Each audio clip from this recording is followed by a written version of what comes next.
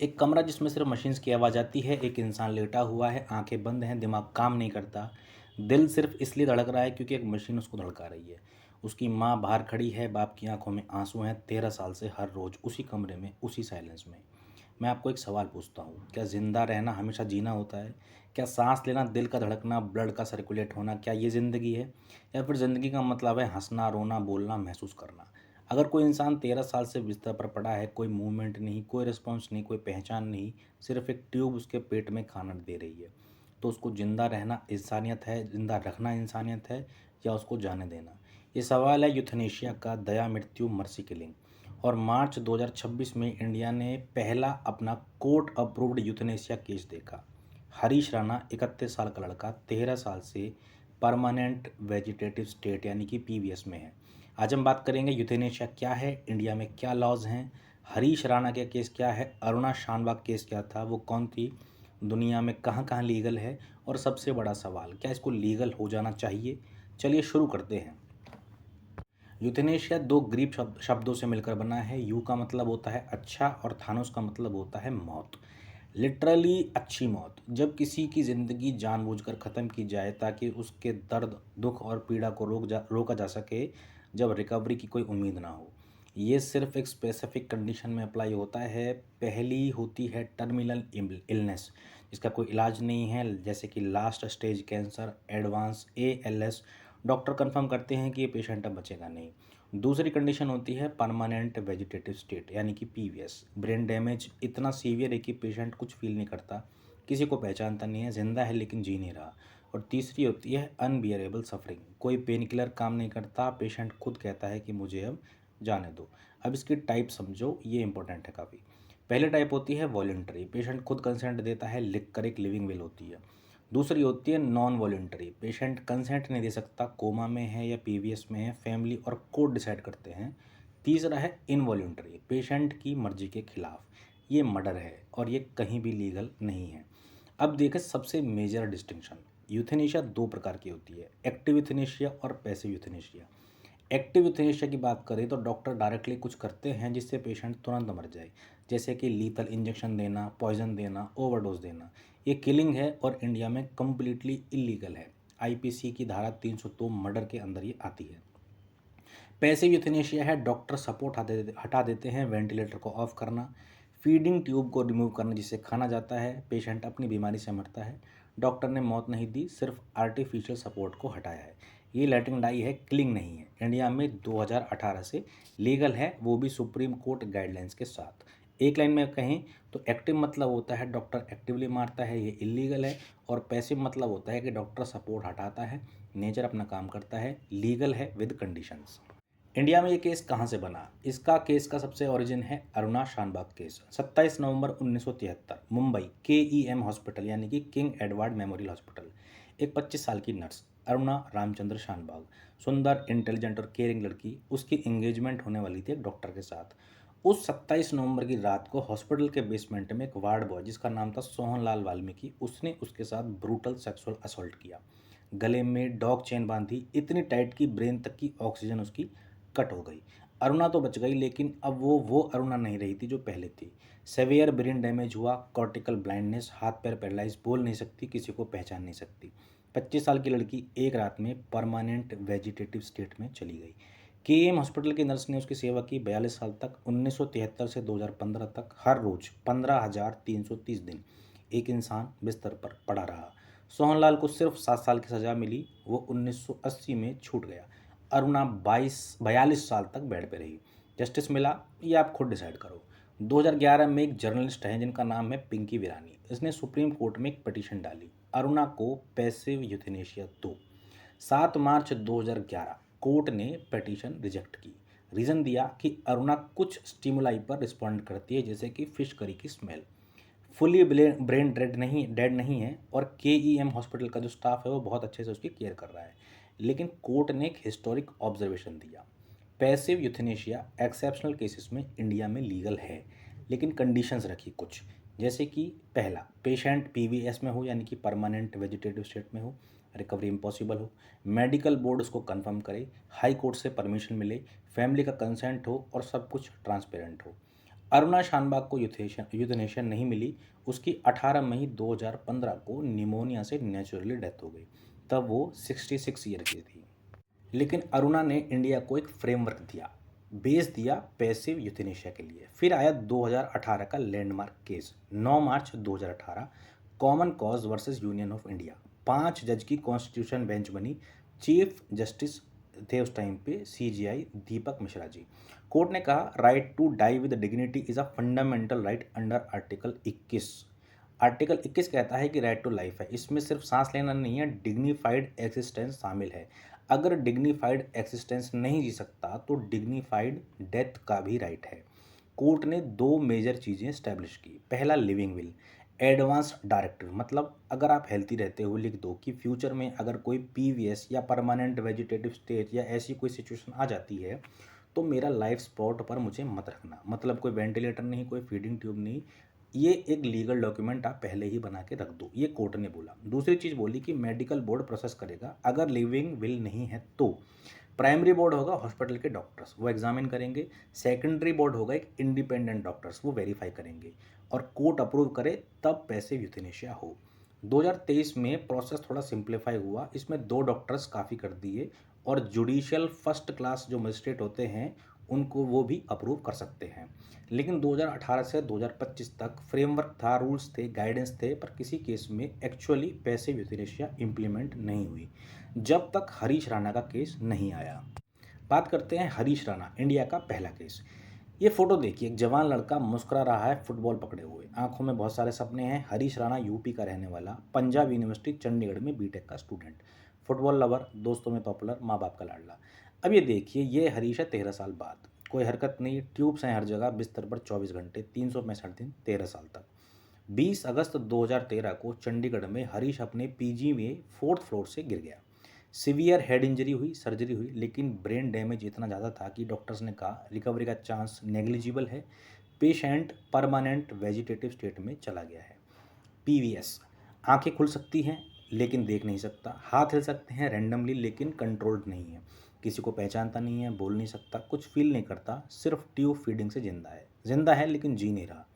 13 साल तक 13 साल तक हरीश के पेरेंट्स मिडिल क्लास फैमिली से आते थे, लिमिटेड इनकम, हर डॉक्टर के पास गए, AIIMS, PGI Chandigarh, private hospital, सबका एक ही जवाब है, रिकवरी नहीं होगी। लेकिन पेरेंट्स ने उम्मीद नहीं छोड़ी। 3 साल, 5 साल, 10 साल, 13 साल, रोज़ हॉस्पिटल जाना, रोज़ हरीश को उसी हालत में देखना। फाइनेंशियल बर्डन बढ़ता गया और इमोशनल डैमेज अलग। फिर एक दिन हरीश के फादर अशोक राणा ने फैसला लिया, बहुत हो गया, अब मैं कोर्ट जाऊंगा, मुझे अपने बेटे को जाने देना है। लीगल बैटल शुरू हुआ। 2013 से 2024 दिल्ली हाई कोर्ट में पिटीशन डाली गई। अशोक राणा का आर्ग्यूमेंट था, मेरा बेटा 13 साल से पीवीएस में है, कोई रिकवरी नहीं, ट्यूब फीडिंग से आर्टिफिशियली अलाइव है, प्लीज़ विड्रॉ करने दो, ये उसकी डिग्निटी का सवाल है। दिल्ली हाई कोर्ट ने पिटीशन रिजेक्ट कर दी। रीज़न दिया कि हरीश वेंटिलेटर पर नहीं है, सिर्फ ट्यूब फीडिंग पर है। ट्यूब हटाना मतलब स्टारवेशन, मतलब एक्टिव यूथनेशिया, हम अलाउ नहीं कर सकते।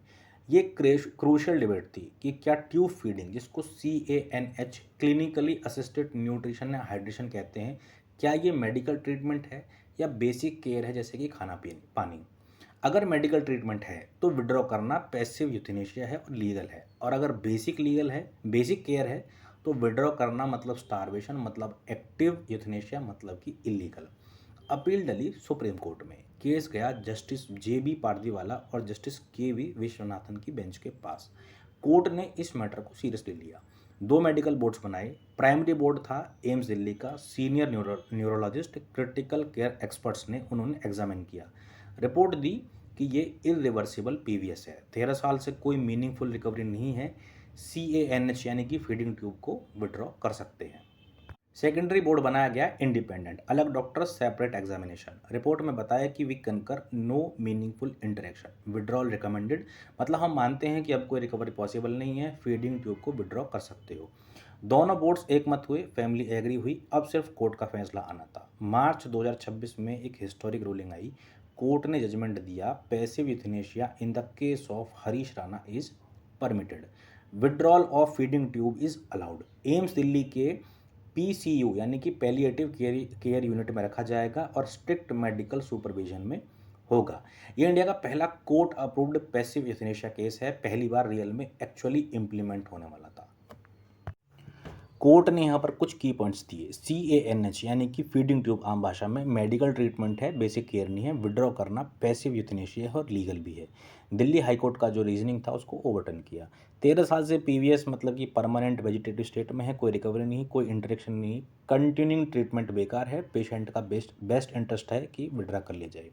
फैमिली ने 13 साल तक सफ़र किया, उनकी पेटिशन कंपेशन यानी दया से है और गवर्नमेंट से रिक्वेस्ट है कि एक कम्प्रीहेंसिव यूथनेशिया लेजिस्लेशन बनाओ। इम्प्लीमेंटेशन की गाइडेंस यही है कि एम्स के पैलिएटिव केयर यूनिट में होगा, 24/7 मेडिकल सुपरविजन होगी, पेन मैनेजमेंट इंश्योर करो, कोई सफरिंग नहीं होनी चाहिए और ये ग्रेजुअल प्रोसेस होना चाहिए, सडन नहीं। और डेथ सर्टिफिकेट में कॉज ब्रेन इंजरी लिखा जाएगा, ना कि पैसिव यूथनेशिया। हरीश के फादर ने कोर्ट के बाहर का 13 साल की लड़ाई खत्म हुई, मेरा बेटा पीस में जाएगा। ये सबसे मुश्किल फैसला था लेकिन यही उसके लिए सही था। सोच, एक बाप कोर्ट जाना पड़ता है उसको परमिशन मांगने के लिए अपने बेटे के लिए कि मेरे बेटे को जाने दो।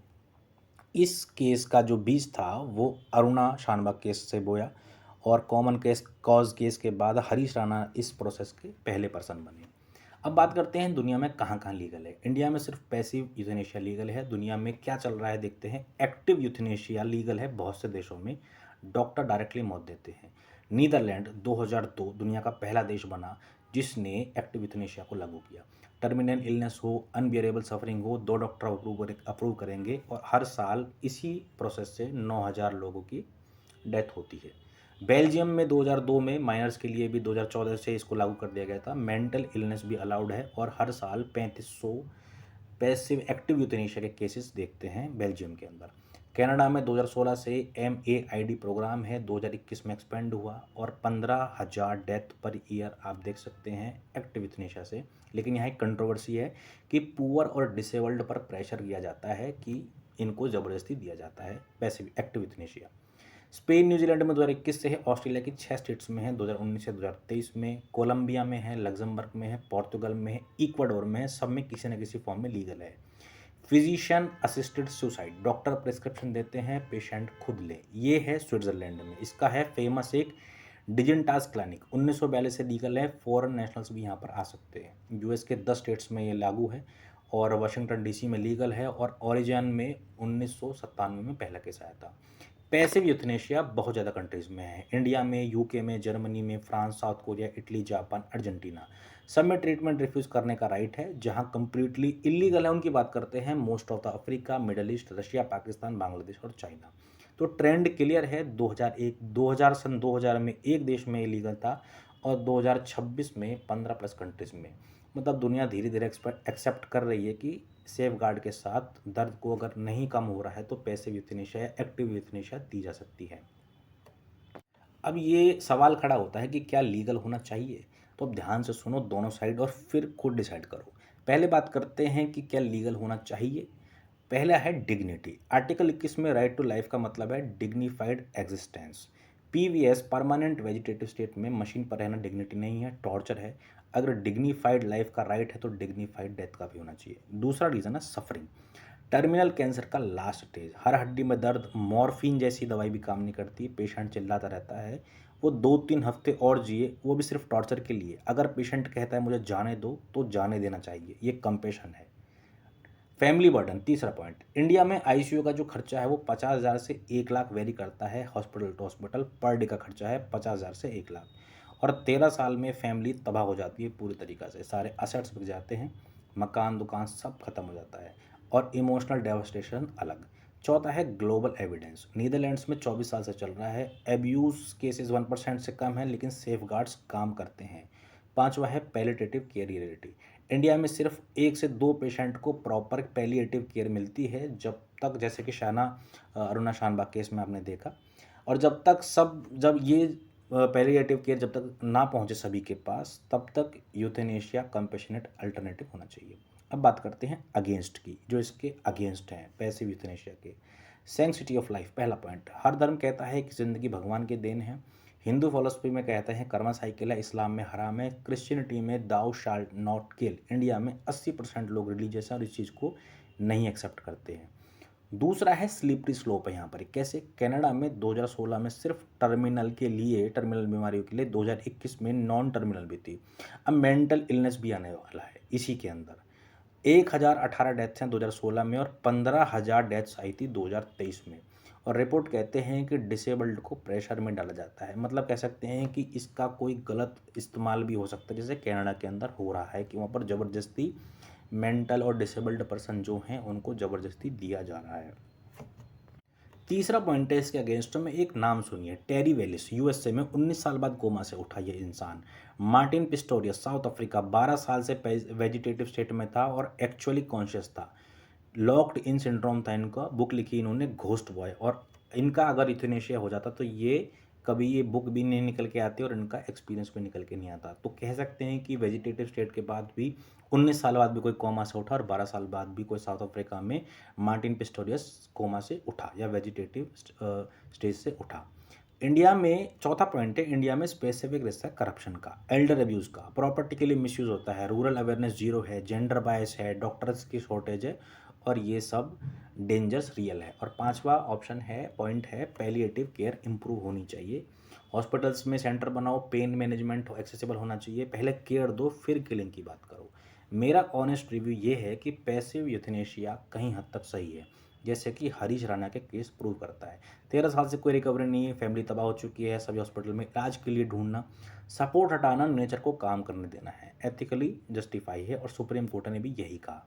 एक्टिव यूथनेशिया भी टर्मिनल केसेस में लीगल होनी चाहिए स्ट्रिक्ट गाइडलाइंस के साथ। नीदरलैंड का मॉडल है, जैसे 2 इंडिपेंडेंट डॉक्टर पेशेंट सिचुएशन को देखते हैं, एक वेटिंग पीरियड होता है, साइकोलॉजिकल एवेल्यूशन होती है और एक रिव्यू कमेटी बनती है।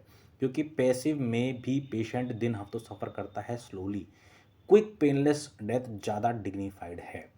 लेकिन इंडिया के लिए एक्स्ट्रा कॉशंस चाहिए। नेशनल यूथनेशिया कमीशन बना होना चाहिए, एक वीडियो रिकॉर्डिंग हो, पार्लियामेंट को एक लॉ बनाना चाहिए। सुप्रीम कोर्ट ने तीनों केसेस में कहा है कि इस पार्लियामेंट को लॉ बनाना चाहिए। जुडिशियल गाइडेंस से काम नहीं चलेगा, प्रॉपर लेजिस्लेशन चाहिए। पैलिएटिव केयर साइमल्टेनियसली बढ़ाओ, केरला मॉडल को फॉलो करो, यूथनेशिया लास्ट रिजॉर्ट हो, पहले सब अल्टरनेटिव्स को ट्राई करो। और लिविंग विल नॉर्मलाइज हो, हर एडल्ट लिख दे सिंपल टेम्पलेट में, ऑनलाइन रजिस्ट्रेशन होना चाहिए और आधार कार्ड से लिंक होना चाहिए। कंपैशन विद कॉशन, ये होना चाहिए इंडिया का अप्रोच। यूथनेशिया सिर्फ मौत का टॉपिक नहीं है, ये ज़िंदगी का टॉपिक है। ये इस बारे में है कि ज़िंदगी का मतलब एक्चुअल में है क्या, क्या सांस लेना जीना है, या एक पल का सुकून जीने के बाद, या आज़ादी, या सिर्फ बेड पे लेटे रहना ये जीवन है। ये जीवन नहीं है।